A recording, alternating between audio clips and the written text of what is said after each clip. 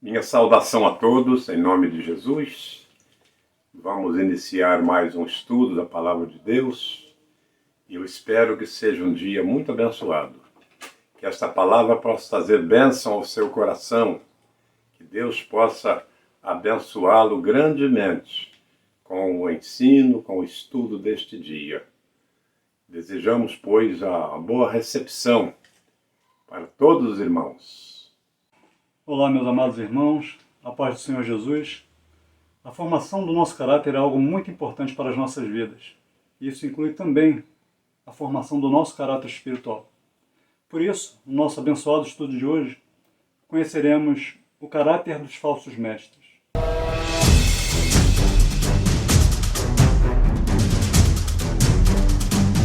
Você já recebeu de alguém uma nota, uma cédula falsa? Você já comprou algum produto falsificado? Um relógio, um óculos, quem sabe um tênis? Não é de hoje que o mundo está repleto de falsificações. Um amplo mercado ilegal que produz, distribui e comercializa produtos falsificados. Alguns facilmente percebidos por sua falta de qualidade ou por sua grosseira reprodução. Outros tão similares aos originais que deixam alguns peritos até surpresos pela perfeição na execução daquele produto falsificado. Os grandes bancos, por exemplo, treinam exaustivamente os seus funcionários para que reconheçam uma nota falsa. Estes funcionários estão muito bem preparados e se porventura, durante o manuseio das notas, houver alguma nota falsa, rapidamente ela será identificada pelo funcionário. No entanto, o mais interessante é que eles são treinados para reconhecerem uma nota falsa, primeiramente, reconhecendo exaustiva e detalhadamente uma nota verdadeira. Uma nota verdadeira. Assim, qualquer nota que destoie um pouco da verdadeira será facilmente identificada. Porém, como não é possível para essas grandes instituições financeiras preverem quais serão as novas formas e métodos de falsificação de notas, resta apenas fazer com que os seus funcionários reconheçam as notas verdadeiras para poderem reconhecer uma nota falsa. O foco é sempre na verdade. Quando recebemos uma nota falsa ou quando compramos um produto falsificado, estamos prejudicando muitas pessoas, a começar por nós mesmos, pois estamos concordando, fomentando e alimentando esse mercado negro que traz prejuízos para muitas pessoas, incluindo mortes, para alimentar a ganância e o poder dos falsários. Vamos imaginar a Bíblia como uma casa da moeda. Uma das funções da casa da moeda é a fabricação do dinheiro que circula numa nação. Ela utiliza recursos e características especiais para fabricar as cédulas que serão distribuídas. Recursos e características especiais. Logo, a veracidade dessas cédulas, dessas notas, se dá a partir da casa da moeda. Imaginando os versículos e suas folhas como cédulas dessa casa da moeda chamada Bíblia, não tem coisa pior que receber uma cédula falsa, ou seja, uma palavra que não está na Bíblia, que não foi originada e extraída da Bíblia, e portanto que não tem verdadeiro valor. Não é verdade isso? Na arte de reconhecer o verdadeiro do falso, de discernir e escolher entre o certo e o errado, nós cristãos somos privilegiados, pois além de sermos treinados exaustivamente acerca das características da verdade, ao ponto de identificarmos qualquer coisa que destoie dessa verdade, nós também somos alertados acerca das características do falso. E isto só é possível porque as características daquilo que não é verdadeiro nos é previamente revelada por Deus através da Bíblia. Naturalmente que somente pela presciência do Espírito Santo de Deus, revelada a Pedro e registrada nas Sagradas Escrituras, é que podemos antever algumas características do caráter dos falsos mestres que surgiram e ainda surgirão no meio do povo de Deus. E veremos como que, de fato, Pedro prevê que falsos mestres surgiriam não apenas entre os primeiros leitores desta carta, mas entre nós também. Pois tanto os falsos mestres como as suas características e caráter podem ser identificados por nós ainda nos dias de hoje. Queridos, o texto base do nosso precioso estudo de hoje está em 2 Pedro, capítulo 2, versículos 10b até o 22. E vai nos dizer o seguinte: atrevidos, arrogantes, não temem difamar os gloriosos seres celestiais, ao passo que anjos, embora maiores em força e poder, não proferem contra essas autoridades sentença difamatória na presença do Senhor. Esses, porém, como animais irracionais, seres guiados pelo instinto e que nascem para serem capturados e mortos, falando mal daquilo que não entendem, na sua destruição também hão de ser destruídos. Recebendo injustiça como pagamento pela injustiça que praticam. Encontram prazer na satisfação dos seus desejos libertinos em pleno dia. Como manchas e defeitos, encontram satisfação nas suas próprias mentiras, enquanto se banqueteiam com vocês. Eles têm os olhos cheios de adultério e são insaciáveis no pecado. Enganam almas inconstantes e têm o coração exercitado na avareza. Essa gente maldita. Tendo abandonado o reto caminho, desviaram-se seguindo pelo caminho de Balaão, filho de Beor, que amou o pagamento pela injustiça, mas ele foi repreendido pela sua transgressão. Um animal de carga mudo, falando com voz humana, refreou a insensatez do profeta. Esses tais são fontes sem água, névoas levadas pela tempestade, para os quais está reservada a mais profunda escuridão, porque falando com arrogância palavras sem conteúdo, enganam com desejos libertinos de natureza carnal aqueles que de fato estavam se afastando dos que vivem no erro. Prometem-lhes a liberdade, quando eles mesmos são escravos da corrupção, pois aquele que é vencido fica escravo do vencedor.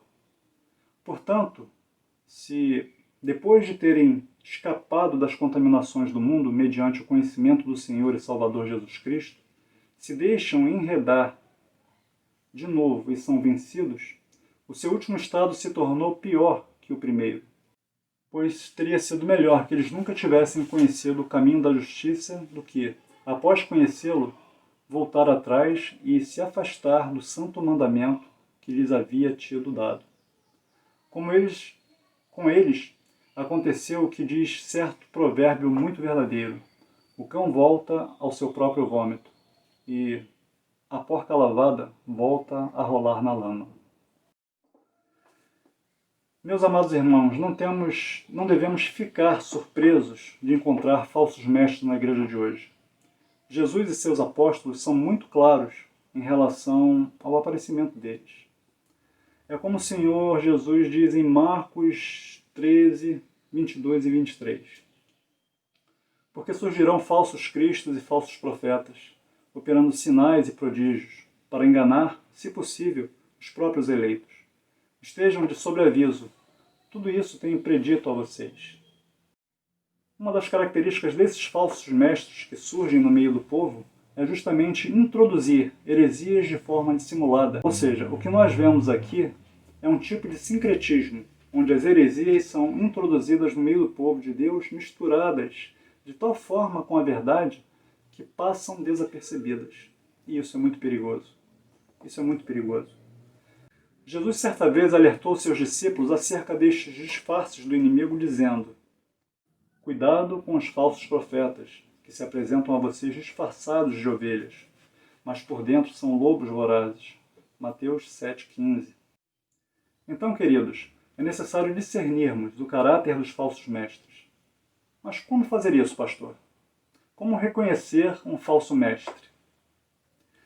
Será que ele tem vida de oração e manifesta devoção? Será que ele produz fruto do Espírito Santo em sua vida?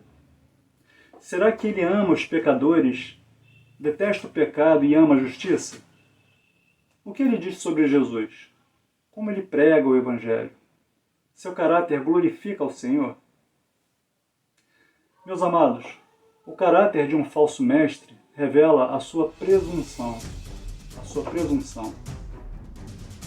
Desde que Satanás iniciou a rebelião, conforme nos aponta Ezequiel 28:17, o orgulho tem sido a característica primeira dos inimigos de Deus, conforme 1 Timóteo 3,6. Os falsos mestres, com certeza, não são exceção. Suas palavras e ações revelam atitudes de atrevimento e presunção. E presunção é o ato de presumir ou de se presumir. É julgamento baseado em indícios, em aparências. A presunção é também a suposição que se tem por verdadeira. Os falsos mestres se mostravam atrevidos no egoísmo, imprudentes, temerários, não se submetendo a qualquer restrição legal, pessoal ou externa. Eram ousados, que viviam somente para si mesmos, devido ao seu exagerado egoísmo. Os falsos mestres são voluntariosos, ou amantes de si mesmos. São os supremos modelos do comportamento egoísta, nada tendo aprendido da lei do amor ensinada por Cristo. Além disso, eles não temem difamar os gloriosos seres celestiais. Falam injuriosamente contra Deus, blasfemam contra Deus, contra o homem ou qualquer outra criatura, incluindo poderes celestiais. Na verdade, meus irmãos, os falsos mestres buscam dar show e exibir domínio sobre anjos e demônios. Em contraste com os falsos mestres, os anjos bons, embora em maior força e poder, têm um comportamento diferente. Nos reinos angelicais, não se usa de calúnia em uma ou outra direção, nem de maus contra bons, nem de bons contra maus. No entanto, os falsos mestres se mostravam tão ousados que não temiam fazer o que os próprios anjos temiam. Olha só que coisa. Os falsos mestres são como brutos irracionais. Não seguem a razão nem a verdade, e sim seu instinto natural, ignorando até mesmo os valores humanos mais básicos. Porém, eles se comportam como tais, com pose de cristãos. Eles são culpados de profunda blasfêmia e de viverem licenciosamente. Na Epístola de Judas, essa expressão alude às ousadas asseverações dos brutos, sobre coisas acerca dos quais não tinham conhecimento, mas quanto à área das coisas que conheciam, coisas carnais e físicas, usavam tal conhecimento plenamente, isto é, prostituíam sua natureza física com excessos carnais. Meus irmãos, como parte da denúncia dos falsos mestres, Pedro menciona algumas das suas práticas. Os falsos mestres fazem muitos seguidores por conta de algumas de suas práticas, esse é um fato. É impressionante como que as suas doutrinas heréticas, que naturalmente produzem práticas libertinas, acabam por também produzir muitos seguidores. E olha que naquele tempo não tinha Instagram, hein? Nem Facebook. E já tinham muitos seguidores. Imagina hoje, como fica muito mais fácil para os falsos mestres. E olha só, 2 Pedro 2, versículo 2, afirma categoricamente esse fato. E muitos seguirão as suas práticas libertinas, e por causa deles será infamado o caminho da verdade. A expressão práticas libertinas transmite a ideia da imoralidade temerária e endurecida, como uma antítese ao caminho da verdade. Se de fato, como vemos no contexto, as heresias que os falsos mestres introduziam fossem algum tipo de gnosticismo primitivo, a expressão práticas libertinas faz total sentido, pois os gnósticos transformavam a santidade e liberdade cristã em licenciosidade. A maioria dos pecados deixa o prazer das orgias e dissoluções para a noite. Isso é muito comum. Aqueles supostos líderes cristãos, entretanto, se ocupavam do mesmo em plena luz do dia. Não estavam nem aí, não importa se era noite, a luz do dia mesmo faziam. E a devassidão à luz do dia era censurada até mesmo pela sociedade romana, conforme nos aponta 1 Tessalonicenses 5,7. Então percebam que a sociedade romana já era muito imoral. Porém, ela mesma censurava a devassidão à luz do dia. E os falsos mestres não estavam nem aí. Olha o nível. Eram pessoas intrusas, impulsivas, impuras, que se deleitavam em comer e beber em excesso, quando compareciam às reuniões da fraternidade cristã, a festa do ágape, geralmente associada à ceia do Senhor. Então, perdia-se o significado espiritual da reunião, que era transformado numa orgia de bebedeira e libertinagem. Por tudo isso, os falsos mestres manchavam e sujavam a igreja através da adoção de uma ética licenciosa, totalmente estranha às exigências morais do Evangelho. Bem, eles deformam o cristianismo com a sua grosseira imoralidade e se regalam nas suas próprias mistificações, ou seja, nos seus desejos enganadores. Isso era produzido pela imoralidade com que aquela gente se enganava a si mesma. Isto é, imaginavam que o Evangelho de Cristo não envolvesse exigências morais e que não era errado praticar a dissolução contra o corpo. Meus amados irmãos, os olhos dos falsos mestres desejam adultério com praticamente todas as mulheres que veem. O apetite pelo pecado nunca se satisfaz. Nunca se satisfaz.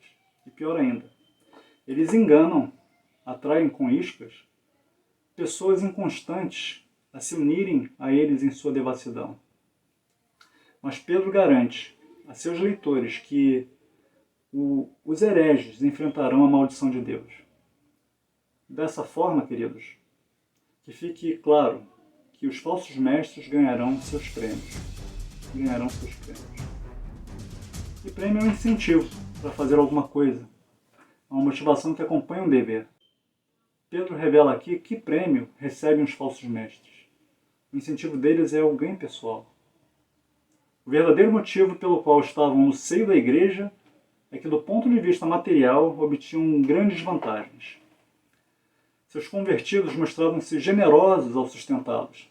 Eram mercenários e não servos e pastores reais da igreja.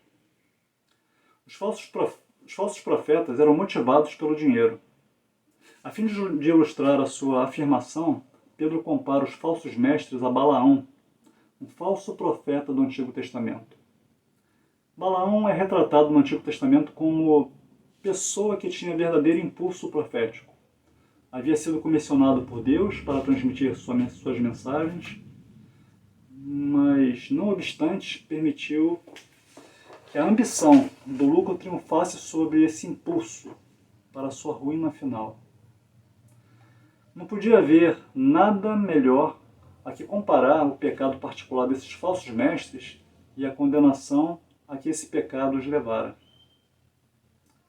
Balaão permanece nas Escrituras como exemplo de pessoa que conhece o que é certo, mas deliberadamente faz o que é errado, expondo-se assim ao tremendo perigo de brincar com a consciência ou tentar, por assim dizer, negociar com Deus.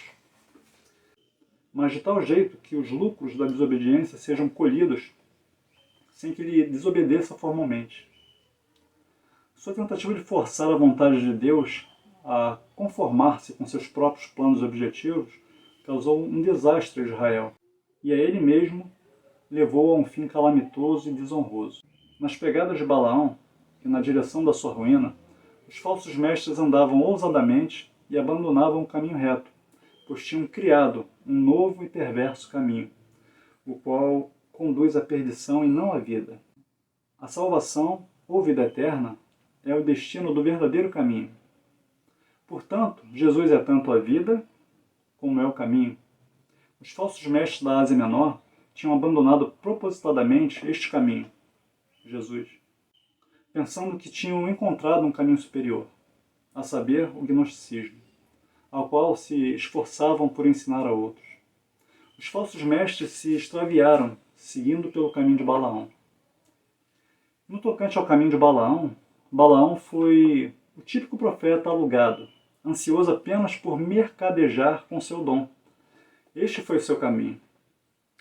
Scofield, que é um estudioso, diz que a doutrina de Balaão era o seu ensino a Balaque, que era o rei de Moabe, a corromper o povo israelita, o qual não podia ser maldito, conforme nos aponta Números 31, 15 e 16, capítulos 22, 5 e 23, 8, tentando-os a se casarem com mulheres moabitas, contaminando assim o seu estado de separação e abandonando seu caráter de peregrinos.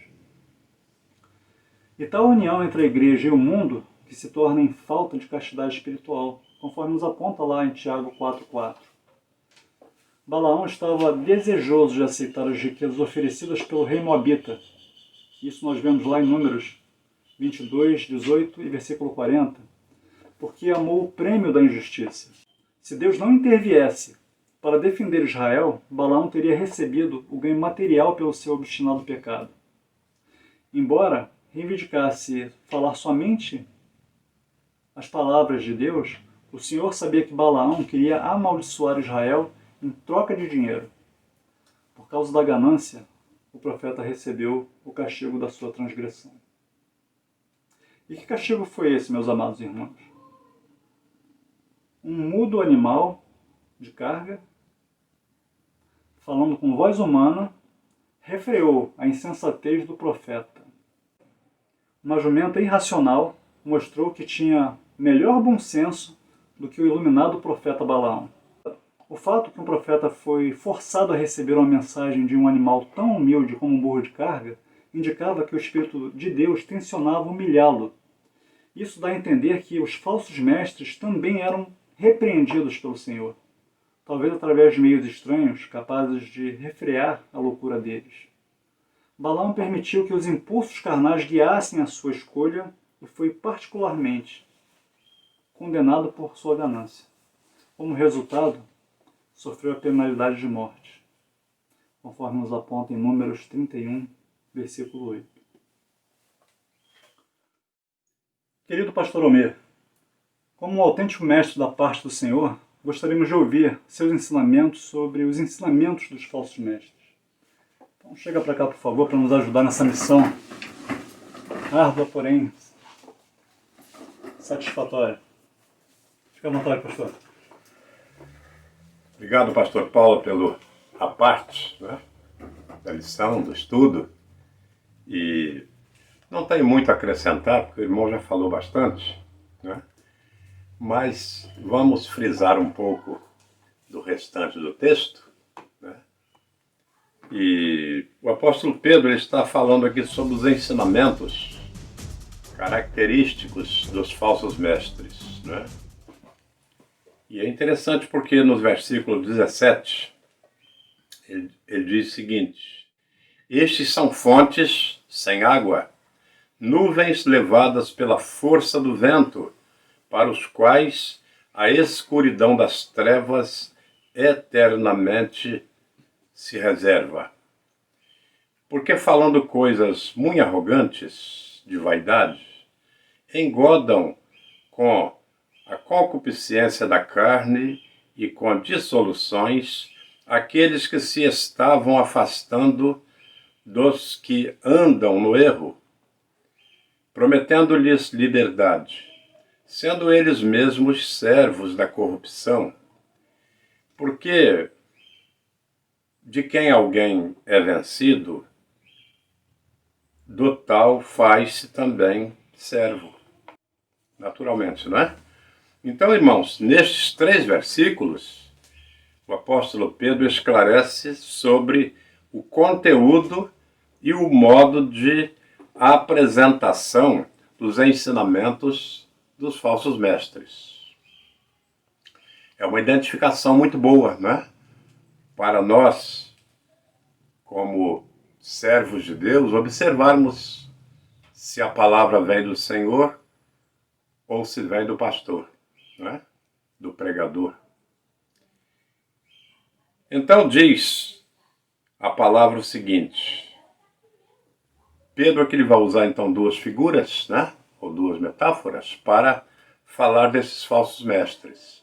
Ele começa falando que são como fontes sem água. Fontes sem água. Isto é, ele vai usar aqui o exemplo dos beduínos, ou daqueles que atravessam desertos. Olham ao longe alguma coisa parecida com uma fonte de água, mas quando chegam perto é só decepção. Tem nada a ver com água. E a sua tristeza só aumenta, porque não há satisfação da sua sede, não é? E é interessante porque é apenas uma roupagem, um engodo, não é?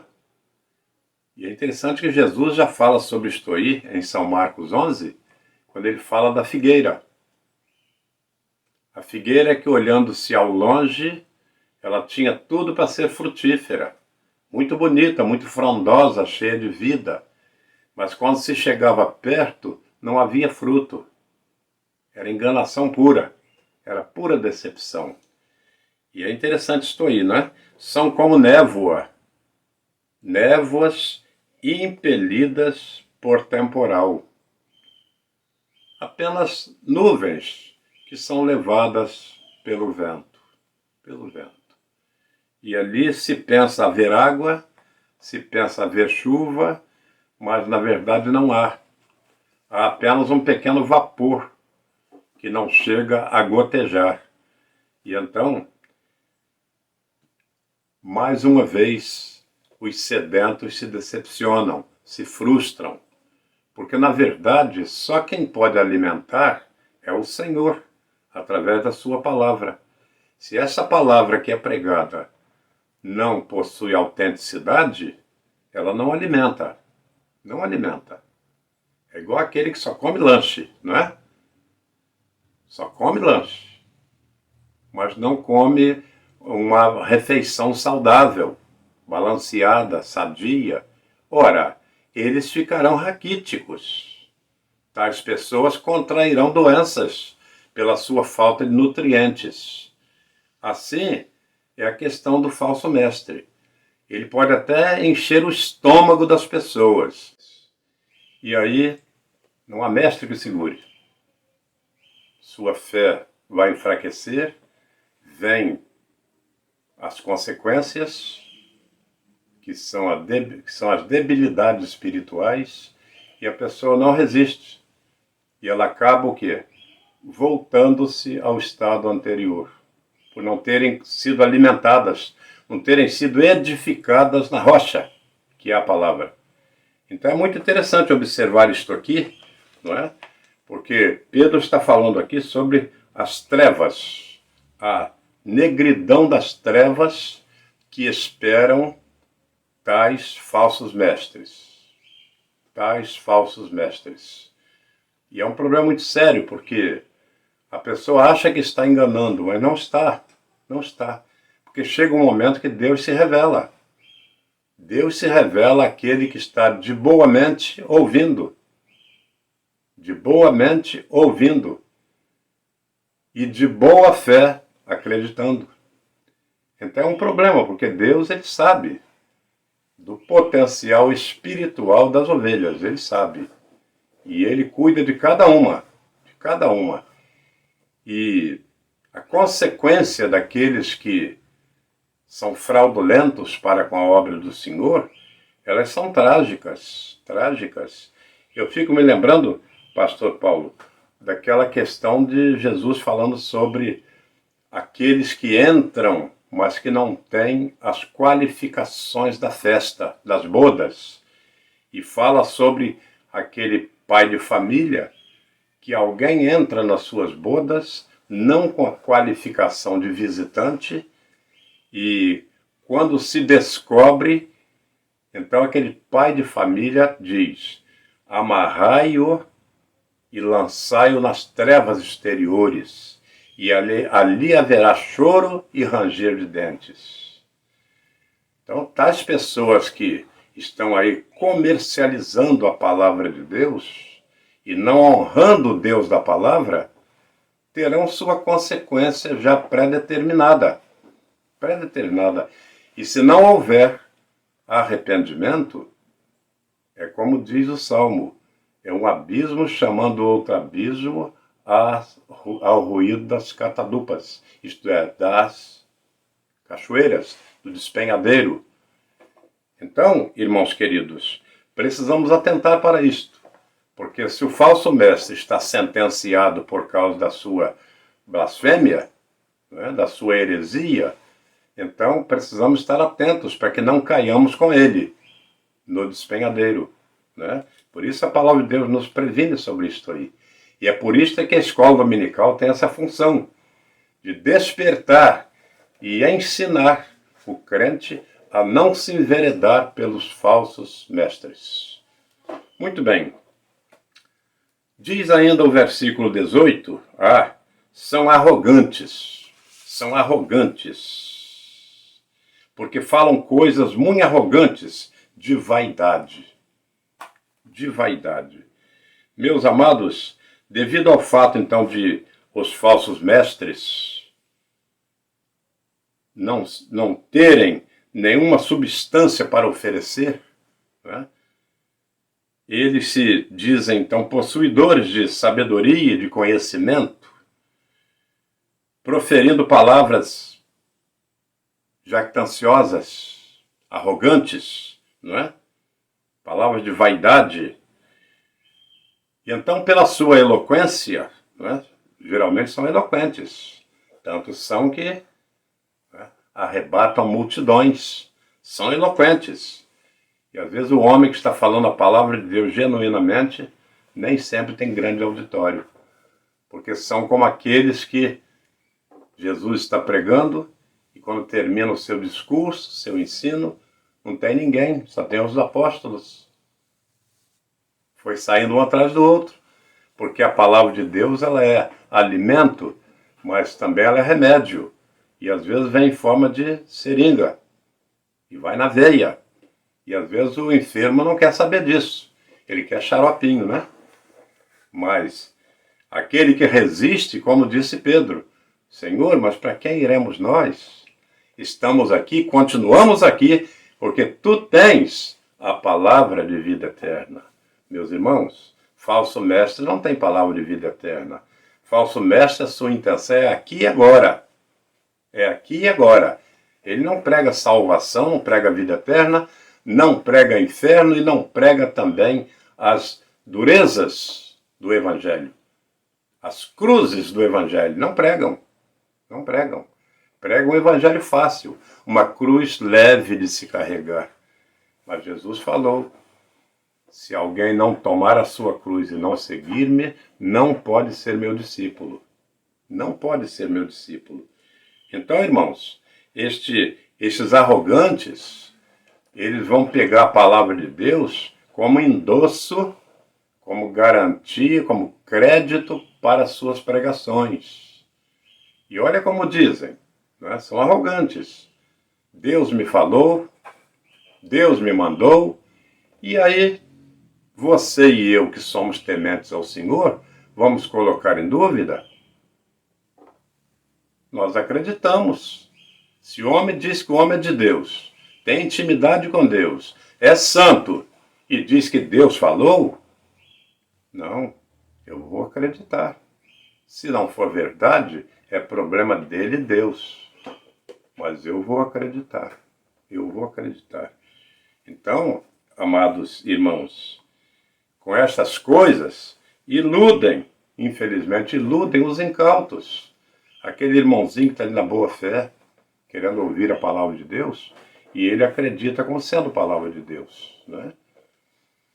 São enganadores, diz então o versículo 18, 19. São enganadores. Versículo 18, 19. Engodam com as concupiscências da carne, com dissoluções, aqueles que se estavam afastando dos que andam em erro. Você veja, a pessoa acredita na palavra, dá as costas para os erros, abandona os amigos, às vezes até a família, né, compra briga com a família, e vem para o Evangelho e chega cá, pensa que tem água, mas não tem. É cisterna vazia. Aí a pessoa, o que acontece?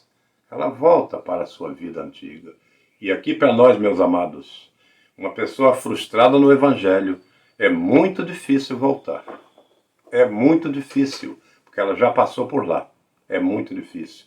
Por isso, a grande responsabilidade do mestre, do pregador, do pastor, do líder, é empregar a sã doutrina, a autêntica palavra de Deus, para que não haja retrocesso dos ouvintes. É preciso cuidar disto, não é?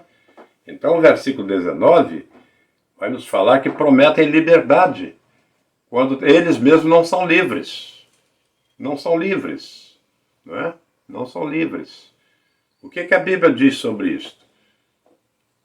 O Espírito do Senhor nos chama para a liberdade.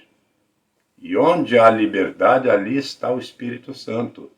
Liberdade em Deus. Em Deus. Não é liberdade para fazer o que quiser. Liberdade em Deus. Em Deus. E se estas pessoas não nasceram de novo, não têm uma experiência de novo nascimento, que liberdade de espírito elas têm? Fica difícil, né? Fica difícil. Então, irmãos, prometendo liberdade. Mas como posso prometer aquilo que eu não tenho? Eu não posso dar aquilo que eu não tenho. Se não são livres, ainda estão presos às mazelas religiosas, como podem oferecer liberdade aos crentes que estão chegando? É uma responsabilidade muito grande, né? Então a parte 5 diz sua contaminação. Contaminação. Versículo 20 então vai dizer: portanto, se depois de terem escapado das corrupções do mundo, pelo conhecimento do Senhor e Salvador Jesus Cristo, forem outra vez envolvidos, né, nelas e vencidos, tornou-se-lhes o último estado pior do que o primeiro. Pior do que o primeiro. Porque melhor lhes fora não conhecer o caminho da justiça do que, conhecendo-o, desviarem-se do santo mandamento que lhes fora ensinado, que lhes fora dado. Então, amados, esses últimos versículos não falam somente dos falsos mestres, mas também das suas vítimas, né? Não falam só dos mestres, mas também dos discípulos, né? Daqueles que estão ali ouvindo a palavra. Trata-se então de pessoas que passaram por uma mudança de vida, mas não nasceram de novo. Não. Eles mudaram de filosofia de vida. Filosofia de vida. Mas não mudaram de concepção espiritual. Concepção espiritual. Escaparam das contaminações do mundo. É o que falamos ainda há pouco. Escaparam delas. Vieram para a luz. Só que esta luz, ela não brilhou autenticamente. Não brilhou. Não brilhou. Não trouxe claridade à sua mente espiritual. Não trouxe. Voltaram a se envolver com os pecados que temporariamente haviam abandonado. Temporariamente. Então essa temporalidade, que deveria ser constante e permanente, ela passou a ser muito passageira, muito breve, porque não encontraram a consistência alimentícia da palavra de Deus nas pregações desses mestres. Não houve ensino, não houve edificação na rocha, houve edificação na areia, e por isso estas casas espirituais caíram, voltaram à areia, voltaram ao precipício, voltaram à destruição. Meus amados irmãos, voltaram à sua natural e inalterada condição. Coisa triste, né? Coisa triste. É triste aquele crente. Eu tenho sabido de alguns que iam tão bem na palavra. Aliás, há um belo hino do cantor cristão que canta sobre, cujo é um verso sobre isso. Quantos que corriam bem, de ti longe agora estão. Outros seguem, mas também frios sem temor estão. meus amados irmãos, parece que é o 164, não tenho certeza, do Cantor Cristão, né? Mas é muito triste isso, a volta ao estado anterior, coisa triste. É como se estivesse de novo crucificando a Jesus, crucificando-o de novo. É algo muito triste, meus irmãos, é algo lamentável, né? E aqui ele vai usar a questão do cachorro, né? Do cão, que volta ao seu vômito, e a porca que volta ao espojadouro. Agora você veja coisa terrível, né? É como aquela pessoa que pega um porquinho e traz para dentro de casa. E dá banho no porquinho, tem visto isso no bichinho de estimação. Não sei se você tem em casa, né? Mas pega o animalzinho, dá banho, enfeita, bota lacinho, se for uma porquinha, né? Coloca lacinho na orelhinha, uma gracinha. Bota roupinha, uma gracinha. Aí um dia, né? Essa porquinha só fica no colo, na poltrona, ali dentro de casa, né? É bichinho de estimação. Aí um belo dia, a família vai a um parque, passear, né? E leva a bichinha também, claro, né? É de estimação, leva a bichinha. Mas, quando chega no parque, essa porquinha olha e vê um pântano, um lago, né? Lama, etc. Aquele pântanozinho, né? Com certeza ela sai do colo do seu dono e vai parar na lama, porque ali é o lugar que ela gosta, ali é o lugar de preferência, ali é o seu habitat natural, ela gosta daquilo ali. Há pessoas que estão no Evangelho, gostam do Evangelho, defendem o Evangelho, mas na primeira oportunidade elas dão saudade do seu estado anterior. Por isso precisamos muito ter cuidado, irmãos, com o Evangelho apenas da satisfação, da alegria, da festa. O Evangelho festivo. A pessoa se acomoda, passa a ser até contribuinte da igreja, passa a ser defensor da igreja. Defende, mas não pertence à igreja. Está na igreja, mas não pertence à igreja. É preciso ter cuidado com isto, né? Precisamos muito ter cuidado com isto. Então, meus amados irmãos, depois de ter algum conhecimento do Evangelho, não experimentaram a mudança que o Espírito Santo opera na vida. E é bom lembrarmos, meus queridos, de que no céu não entra amigo. Não entra amigo. No céu entra filho. No céu entra remido.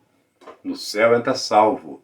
Amigos, isto é coisa para o mundo aqui, para o nosso contato diário, para a nossa comunhão diária. No céu não entra amigo. No céu entra filho. Ser amigo de Jesus e até amigo do pastor, amigo do líder, amigo, isso não conta como ingresso para o céu. Meus amados, infelizmente há no cristianismo contemporâneo muitas pessoas como as descritas por Pedro no capítulo 2. Muitas. Mas elas têm procurado perfeitamente o aperfeiçoamento espiritual e moral nas práticas religiosas adulteradas. Muitas se têm tornado mestres, pregadores e profetas à sua maneira, utilizando o Evangelho como meio de vida, né? Como meio de vida. Tragicamente, então, irmãos, como os cães horripilantes, nojentos, né? E os porcos sujos, lamacentos, elas voltam ao seu velho estilo de vida, rejeitando o único que as pode realmente transformar. Algumas que se tornam líderes espirituais são na realidade falsos mestres, aproveitadores da fé, motivados pela ganância e desejos dos mais variados. Em vista do seu péssimo caráter, irmãos, e perniciosa influência, a advertência de Pedro é clara: mantenham-se longe dos falsos mestres, mantenham-se longe deles. Os crentes devemos ouvir os verdadeiros apóstolos e profetas, devemos, e não os falsos mestres. Devemos ter cuidado com isto, ter a sensibilidade no discernimento das suas mensagens. Precisamos. Meus amados, queridos irmãos, o meu desejo sincero é que continuemos firmes na nossa vocação. Não demos crédito às vãs filosofias e preceitos de homens fraudulentos. E acerca disso, acerca desta definição de vida, desta afirmação de fé, nos afirma o escritor aos Hebreus, no capítulo 10, versículo 35 em diante, nos diz o seguinte: não rejeiteis, pois, a vossa confiança, que tem grande e avultado galardão, porque necessitais de paciência para que, depois de haverdes feito a vontade de Deus, possais alcançar a promessa. Porque ainda há um pouquinho de tempo, e o que há de vir virá, e não tardará, mas o justo viverá da fé. E se ele recuar, a minha alma não tem prazer nele. Aí você e eu, meu amado irmão, respondemos a esta palavra dizendo: nós, porém, não somos daqueles que se retiram para a perdição, mas daqueles que creem para a conservação da alma. Que Deus te abençoe, em nome de Jesus. Pastor Paulo, traga-nos as palavras finais, por favor. Vou ficar aqui. Meus queridos irmãos, que sejamos peritos em conhecer a verdade cuja fonte é a palavra do Senhor, para que possamos prontamente identificar o que é falso e dessa forma não nos extraviarmos por falsos mestres para o caminho de Balaão. Isso é muito importante. Deus abençoe você e sua família e até uma próxima oportunidade para mais um precioso estudo da Palavra de Deus. Amém. Amém.